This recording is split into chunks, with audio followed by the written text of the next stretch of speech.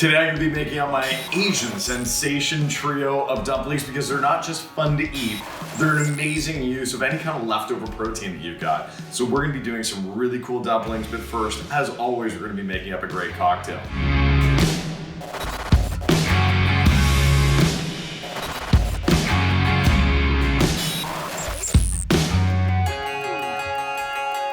I'm going to be doing two versions of this cocktail. The first is actually done with a tea infusion. So I've got my French press here, and I have an assortment of dried berry tea. And I'm going to put this in, and then we're going to be infusing some sake. Now I like a mild dry sake, which is why I've got this one all ready for us. And so I'm just gonna pour this in, and you are gonna be amazed at how quickly this actually infuses. In fact, I'm just gonna keep it leaving infusing while I'm making the dumplings. Now, if you don't like sake, you can also use vodka or gin or whatever you like. But what I wanted to show was a dried infusion and then also a wet infusion. So while that is infusing, and I'm just gonna press this down, I actually have a beautiful gin that I've been infusing with some shishito peppers and strawberries. I mean, like, look at that. So I'm gonna be pouring this into my cocktail glass. A good healthy pour in there. Next, I'm gonna add in, I've got this great lemon tonic. Then I'm gonna be adding in just a little bit of iced tea. So I'm actually making an alcoholic Palmer. So traditional Palmer is made with lemonade and iced tea. And so this one is made with my spiked gin. So it's gonna have some nice heat to it and a little bit of sweetness. Now, whenever you're doing a fresh fruit infusion, what you wanna make sure is that the fruit is always being covered by the alcohol. Because as soon as air gets in there, bacteria can grow if you've got it at room temperature, and keeping it at room temperature actually makes it infuse a lot longer. So I've only been keeping that on there for about 2 days. I'm gonna add in a little bit of citrus juice. What this does, it helps to give a little bit more zip to the actual cocktail. Just like if you're making homemade dressings and you've got citrus flavors in there, and you wanna add a little bit of citric acid just to brighten up all those flavors before you have it. So I'm gonna give this guy a little stir. Cheers.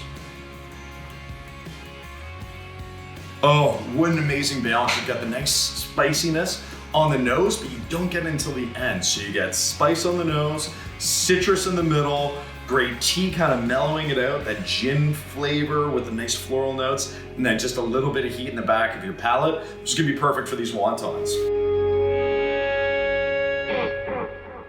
Now, Ponzu is a citrus soy sauce. So this is really, really easy to make, and you can basically use any kind of citrus fruit you want. You can do pineapple, you can do anything. So I'm just gonna be adding in my soy sauce right now. I like to use low sodium, just because we've already got some marinated meats in here that have got enough salty flavor. Next, I'm gonna add in just a tad bit of rice wine vinegar. Then I've got my citrus fruit. So I'm using a Caracara orange. Great color and also some great flavor. I'm gonna add in a little bit more. Then I'm gonna roll up my lemon and my lime. And by rolling this, it actually breaks down the fruit a little bit and helps to release the juices from the peel and the pith. So I'm just gonna take this guy, and because there's so many seeds in there, I'm actually gonna be using my handy dandy juicer. And whenever you're squeezing, always make sure you lift up, squeeze again, pour out, and there we go. You just get so much more out of the fruit. Next, I'm gonna add in my lime, and again, I'm gonna do half a lime, cut it into corners, just so that we get a little bit more juice out of this guy. And of course, always taste your sauce whenever you're using citrus fruit, so you can see exactly how ripe it is. And then you can adjust. Oh, that's gorgeous. I've got just a little bit of honey. You can use agave, you can use maple syrup, whatever you feel like, just to add a little bit of sweetness in there. And then I'm gonna put this into a nonstick pan and allow it to reduce down. You can always adjust the flavors as you go. So while our ponzu sauce is just reducing, I'm going to put together the wonton mixture. Great thing is that this mixture is gonna go with all the 3 proteins that we've got. I've got a little bit of shrimp, some salmon, some pork, And I'm just gonna add just little touches of different ingredients to each one, and the flavor profiles are all gonna be totally different. It's always nice if you can use the exact same mixture, because it just makes your work way easier and way quicker. Who wants to be in the kitchen for the entire day? Exactly. Okay, so here are my secret ingredients for the actual mixture that is gonna give so much flavor to our vegetables. So I've got some soy sauce in here. And we don't need to add a lot of liquid because we just need a little bit to flavor the veggies. My secret ingredient, some sesame oil. This is beautiful, and you want to keep it in the fridge. Next, I've got some rice wine vinegar that is infused with garlic, and that's gonna give some really nice little kick to the flavor. And then my vegetable stock. Now normally, I would get this heating, but we actually want to steam the veggies and make sure that they have still some crunch to them, but also a ton of flavor. So I've got some beautiful mushrooms. We're gonna do a duo of mushrooms. I have some baby oyster mushrooms. We're just gonna chop up. Now, always remember, we're putting these into wontons, so they have to be small enough, but we don't wanna make them too small because they are going to get a whole lot smaller once they cook. I've got some cremini mushrooms as well.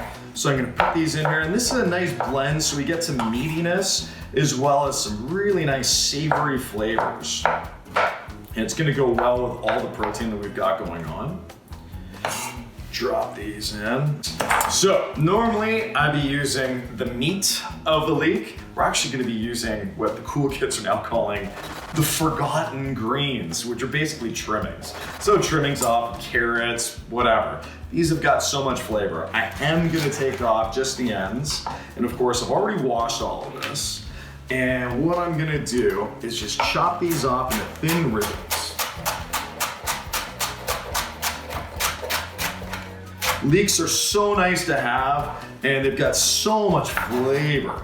Got the great garlickiness and the onions, and also the aromatics. And since we're steaming, it's really gonna build the aromatics inside the dumpling as well as in the sauce that we're using. So here we go. And I'm just gonna throw all of this in here. I'm gonna saute this on high, and then we're going to throw it into the freezer so it evaporates and takes off the rest of the moisture because we don't want our dumplings to be too mushy. So let's get this sauteing. So I'm gonna be stirring up my leeks and mushrooms so that we've got all the liquid evaporating. Then we're gonna toss it into a bowl, put it into the freezer so it cools down so we don't have mushy wontons. Next, let's chop up our protein. So I'm just gonna make it nice little bite size. So the great thing is that you can use up protein from previous meals because you only want little bites anyway in there, right?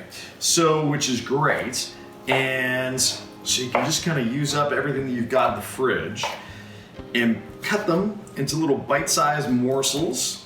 I'm gonna add in just a little something special to each one of our dumplings so that the pork tastes different from the chicken, tastes different from the salmon, and that way we've got such a great variety without having to have a billion different ingredients. So you don't have to make sure that the board is all that clean because all of our meat has been cooked, but you do want to make sure that it's actually moist so that the wonton wrappers stay malleable. So I like to work with my hands, being a little bit damp. I'm gonna dampen my board, and then I'm gonna drop down the wonton wrappers.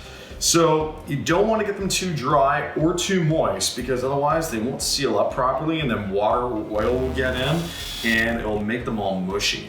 So here we go, we're gonna work in batches. I'm gonna check on my wonton mixture. Here we go, mushrooms and the leeks look great. So what I'm gonna do is I'm gonna add in some Thai Basil. If you can't find Thai Basil, you can also use cilantro. And it just gives it a nice herbaceous kind of tone, a little bit of sweetness and grassiness to it. Plus it looks really cool when the dumplings are cooked. So you're gonna see I'm just adding in a leaf to each one. So remember how I said we're gonna be changing up the ingredients a bit? I'm gonna add in my shrimp and then my mushroom and leek mixture. You don't wanna put too much in, but make sure that there's enough in there. Next, I'm gonna put in my salmon. So I've got the salmon on here and a little bit more of the mushrooms and leeks. Just the texture on this is gonna be gorgeous. And it's gonna be really easy to fold up, and I'm gonna show you. Next, I'm gonna add in my pork and see how it's just nice and just a little bit more of the medium on here, which is great, but I'm gonna do something to keep it nice and moist as well.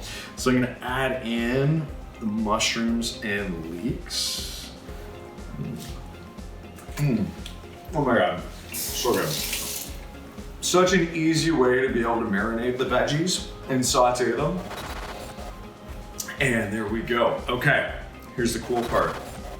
Heirloom carrots, beautiful. Nice and purple. So I'm just gonna shred it over top of the shrimp. So this is gonna give some sweetness to it. Next, I've got some beautiful pea shoots. Now you can just use regular peas as well. And I'm gonna add this into the salmon. And I'm gonna top it off with a nice sweet and spicy Asian sauce.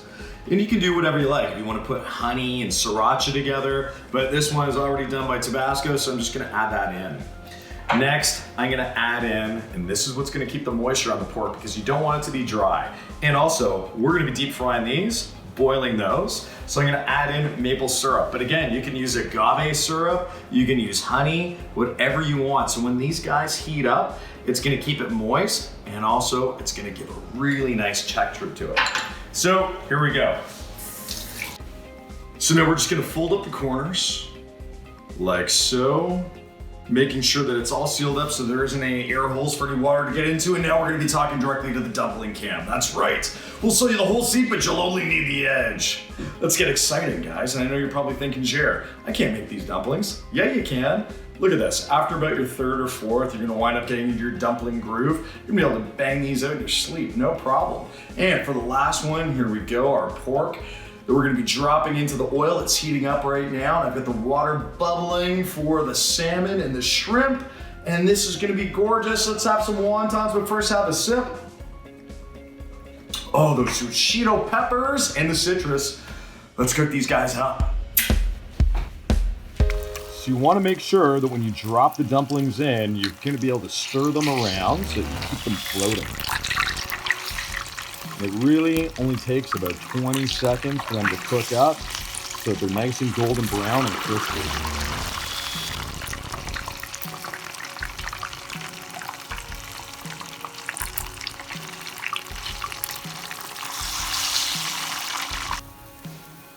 So I'm gonna drop in the dumplings off to the side so they don't splash, just like with the oil. They're gonna start boiling up, and in about 10 seconds, they're gonna be totally done. You can already see the beautiful color of carrots and the Thai Basil on the bottom.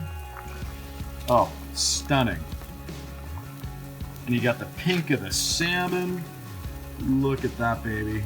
Oh yeah.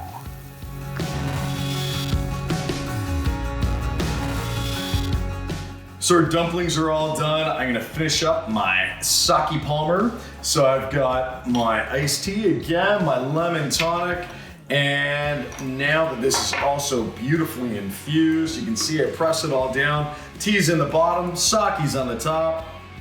And how gorgeous does that look? Cheers, everybody. And until next time, stay safe, keep cooking, and be happy. Oh, that is killer. Enjoy.